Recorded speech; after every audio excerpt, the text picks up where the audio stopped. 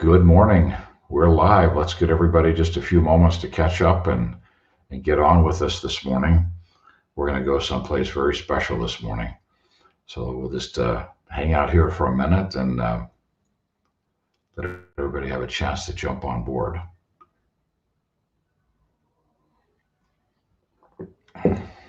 Welcome. We're giving everyone just a couple of moments to join us this morning so no one misses out on what we're talking about this morning. It's always great to be with you on a Monday morning. It's a beautiful, sunshiny day. We had a full moon here last night. I got up in the middle of the night and looked through the window in the bathroom, and there it was, just shining through. Beautiful. What a great moment in time. So we're getting ready for holiday seasons, the next set of holiday seasons. Hope everybody had a wonderful Thanksgiving. We had a few family members here, trying to keep the crowds down a little bit, but yet having a little bit of time. We're so excited because all the construction was done and the dust was cleaned up, and we're able to do a first test run to see what actually needs to be put away in closets with little kids running around and what they could use. And we had a great time. I hope you had a wonderful Thanksgiving with your family and friends. Well, this morning, we're going to go someplace that can be a little challenging, but it could open up a door for you in really difficult moments to push through, to do what's required to create success.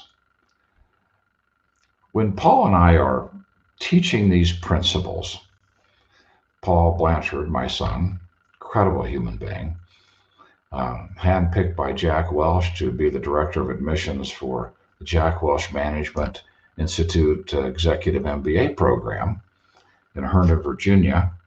And I brought him back here 6 years ago to be the president of Habit Finder, which is part of our Augmandino family. It's actually the way in which we measure the habits of thinking Og talks about in the 10 Scrolls. So if you're studying the 10 Scrolls found in the greatest salesman in the world and in the greatest secret, then let's measure those habits and see where you are. That's Habit Finder, and then provide you with principles and practices to actually make the shifts. And that's the name of that program, is Shift, something you'll want to consider. So take that assessment if you haven't. You'll notice that we don't water anything down. The secret to success is not like some secret formula. If you could take this pill or that pill or read this book or that book, all your problems are solved. Because at the basis of all of that is a word I've never used before in Augment, but I'm going to use it this morning. I was introduced to it by Barry Michaels and Phil Stutz, two really wonderful psychoanalysts. And the word is exoneration. Wow, that word, when I verbalize the word exoneration, it's when we're here in life and we're facing the challenges, the daily challenges. And it's like we want to be exonerated. We want to be excused. We want to be pardoned, if you will, from having to participate in those painful pieces. We want to be exonerated. And I have to, with all empathy, share with you that a deep appreciation for anybody's desire to be exonerated. It's understandable that there are times when life is just like, and we would like it to just be easier for a period of time. But that's just not this planet. As frustrating as that can be, it's just not this planet. So when we're seeking for that ease and less stress, we have a tendency to buy into anything that sounds like an easy road. It's the interviews after the session on magically manifesting something through vivid visualization. Oh, I just knew there was a way to just think, make my dream board and just visualize it and visualize it.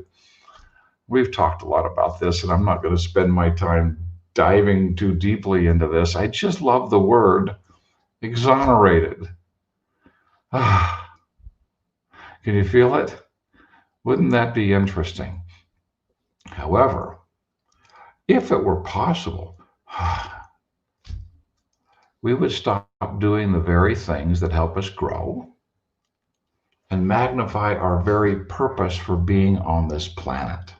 And I emphasize that because in that discussion, we find a great secret. So if we have been in this space and we're getting ready for these holidays and a new year, 2021, oh my goodness, we'll be grateful to have it here. And hopefully we can get vaccines in place and get the pandemic under control and get finances stabilized in people's lives back to some sense of normal. Wouldn't that be wonderful, 2021? 10 years from now, we'll look back and we'll be amazed how we survived something this traumatic. You're doing well. So just be okay with that. You're doing pretty well. Considering everything that's going on, you're doing really well. So just pause for a moment, just be with it. I'm doing okay. Now I'm going to pull myself together and propel myself into forward motion. I don't want to be exonerated. I don't want to be excused from the trials of life. Maybe I want to, but since it's not possible, I'm going to take a different look at life, and I'm going to choose, and the words we want to play with here, the words are so important. I want to stop being a consumer, where I'm just trying to find things that will bring me peace, and often buying things. And if anybody's been there, we had Black Friday last Friday. We buy all these things, they start showing up, and then the credit card bill shows up, and we're not as excited about some of those things anymore. It was temporary. When we're a consumer, we're temporarily trying to fill some void in our soul by buying and buying and buying and buying and buying and buying and buying, hoping somehow one of those things will somehow make the difference. It never does. Never does. No matter how big it is, no matter how many zeros there are in the price tag, it does not do it, other than for a short period of time. So being a consumer is not going to be an answer. Being a creator is. When we're a creator, we get to play with higher forces and principles that order the planets. We get to participate. We get to create something of value so that when we leave this planet, the second time I've mentioned this, when we leave this planet, we will have left a footprint. It will have mattered that we were here. We left more than we took. We weren't here just to take and take and take and take and then die. We were here to give and serve and lift and build and create. So wanting to become a creator. Well, there are times, and that's what this morning is about. There are times when the very best intentions just aren't enough. It's what separates those who can push through in that last moment and those who just quit. What is it? The words are will power. We will our own power. We reach deep inside our own soul and we make a decision to push. Now, if you study the universe, one of the most amazing pieces is that we are totally free. We have free agency, free will. There is nothing in the universe compelling us to move forward, to put ourselves in forward motion, to be a creator. Nothing compels us. We can choose not to. Whatever force you want to call that, a higher force, greater force, whatever you want to call it, loves us enough to let us make that final decision. That's up to us. Everything can be put in the place. The plate can be laid out with a beautiful banquet of cool things, but the choice is ours. The final choice is ours. And Barry Michaels and Phil Stutz have studied this for years and years and years, and they came up with something very similar to something we've been teaching for years. We teach it in planning and goal setting. In the planning and goal setting, we say, let's go to age 85. The reason why age 85, because that's pretty close to leaving the planet, right? So if you actually were there and you're looking back at your life, and Ramona and I will be in our favorite place. We'll be sitting on the back deck overlooking a lake, I'm sure, because we just love lakes, holding our cup of hot chocolate, and just being with one another. And I've said before, she's had a lot of wrinkles at that age, and I created most of them. And we're examining our life.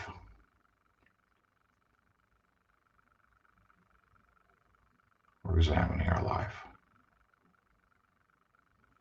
Phil and Barry said that it's critical that we go to our deathbed to find the willpower. They call it jeopardy.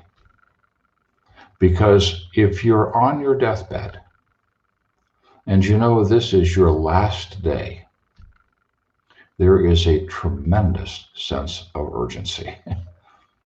Tremendous sense of urgency that it be spent well. I'm going to invite all of us for just a moment to go to that moment. I'm 67, so I want to go to 95 or 100, but let's go like to 85.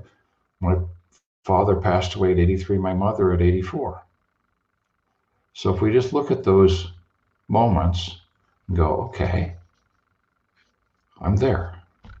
Would you just go there with me?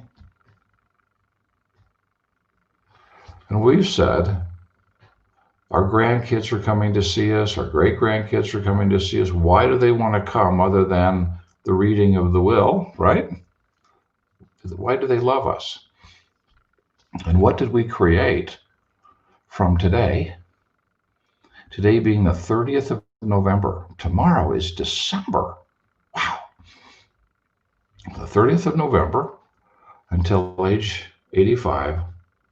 What did we create? What actions did we take? We use it as a planning mechanism. Phil and Barry said we use it as a jeopardy moment. They've taken it to a whole new level. We're not just using it to decide the kind of things we'd want to plan. We're using it to create jeopardy. It's like, well, are we not creating something that forces us? No, what we're doing is going to a time when our awareness is so heightened and our presence in the moment so acute that we can really see the value of every moment in our life. That creates jeopardy. If you can actually go there and feel that awareness of the critical nature of every moment, the urgency, then bring that back to the activity of the day. If you're working on physical health, that would be exercise. Okay, then I go do my exercise because I can feel the urgency of taking care of me. I'm finally grounded, present in the moment, ready to take the actions necessary, and I take them. I feel a sense of jeopardy. Well, but nobody's forcing us. That's the point. We're just using the awareness then to bring that level of awareness into our present moment. Our present moment. So if we can fully grasp our deathbed, that's what they're saying, deathbed, not I'm planning my life. That's a great idea for planning, but in terms of free will, in terms of willpower, something that will drive us, it's creating jeopardy. And creating in that moment and really feeling what that would be like with that level of acute awareness, being that present in the moment and bringing that presence to this moment, going, What decision will I make in my life right now in terms of my diet, in terms of my exercise, in terms of my reading and studying and growing, in terms of taking on my fear? We talked about the last two augments. We're going to reverse that desire to avoid pain because it just grows when we avoid it. It chases us when we try to run away from it. We're going to actually embrace it, bring it on. I love pain. Pain sets me free, put us into forward motion, unlock providence, and see miracles occur in our life when we've chosen to be that creator.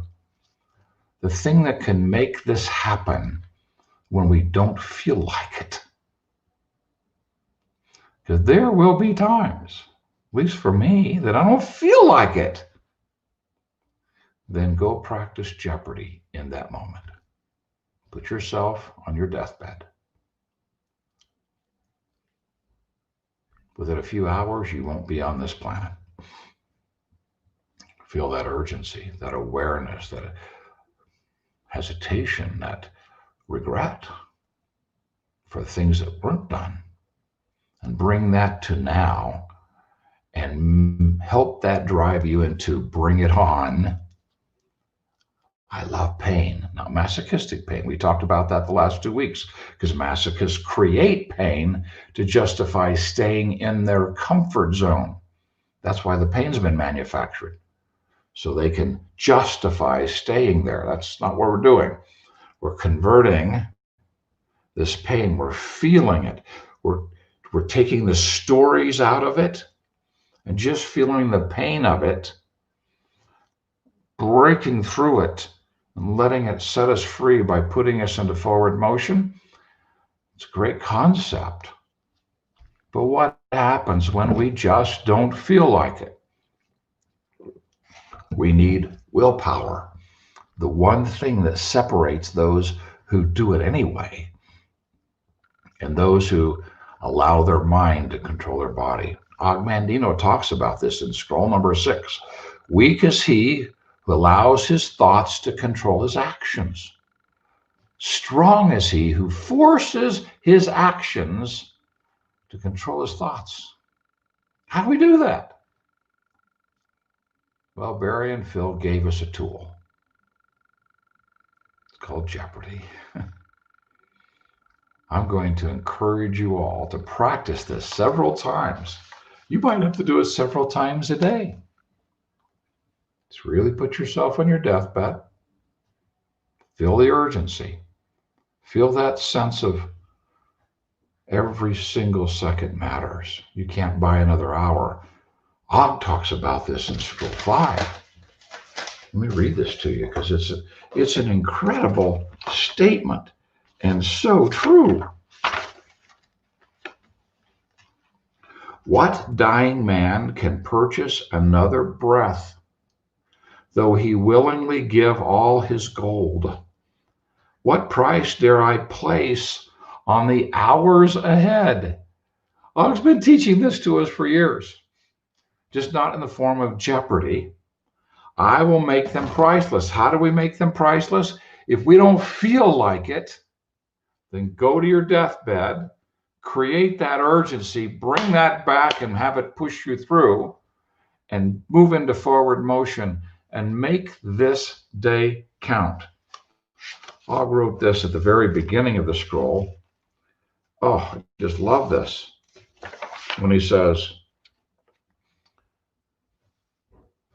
can the sand flow upward in the hourglass? Will the sun rise before it sets and set where it rises? Can I relive the errors of yesterday and right them? No. Before that, one of my favorite statements. I will let not one drop spill upon the sand. I will not spend one moment mourning yesterday's defeats, yesterday's aches of the heart. For why should I throw good, that's today, after bad? And then later he says, nor will I torment myself over things that may never come to pass. We're going to live this day as if it is our last. And if we don't feel like reversing our desire and embracing the pain and breaking through that barrier, then we're going to go into the future and practice jeopardy.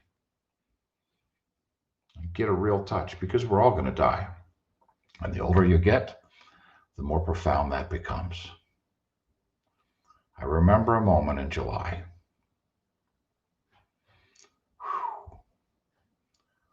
I'd been having palpitations and some other challenges with my heart for several days. Tachycardia, they call it. It was unnerving. And then my left calf started to hurt like a knife was being stuck in it. It wouldn't stop. It was constant. And Wednesday, I finally decided to go to the outpatient care and check. And I was just concerned. I was a linebacker in college. You play hurt, right? I didn't want them to think I was a wimp. I was going to go there and it was going to stop hurting. Isn't that, how many times have you been in pain? You've gone to emergency room and then you feel okay? Well, I went there and I didn't feel okay. And they took a look and said, you need to be in the emergency room like now. And I said, well, I drove here. You can't drive. I got to drive home. They said, okay, we got to do an EKG to make sure you're not having a heart attack. I wasn't in the moment. So they let me drive home. Ramona drove me to the hospital. It's COVID, so there's all kinds of, protections, etc. Wearing masks for sitting in the room. And they call me up. They check me in, and they take me into the room. I didn't even get to say goodbye. And because I hadn't been tested for COVID, I was immediately tested for it and put into quarantine for 24 hours till they got the test results. She couldn't see me. I'm lying there in the emergency room for several hours while they're doing tests, and they do a blood test. Oh my goodness, it looks like you might have a blood clot. They take me up and do a CT scan. I've got bilateral pulmonary embolus, blood clots in both my lungs, so that blood clot in my leg was setting little blood clots up and going through my heart. That's what was causing the tachycardia.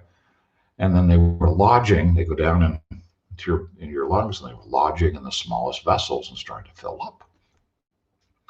And they admitted me.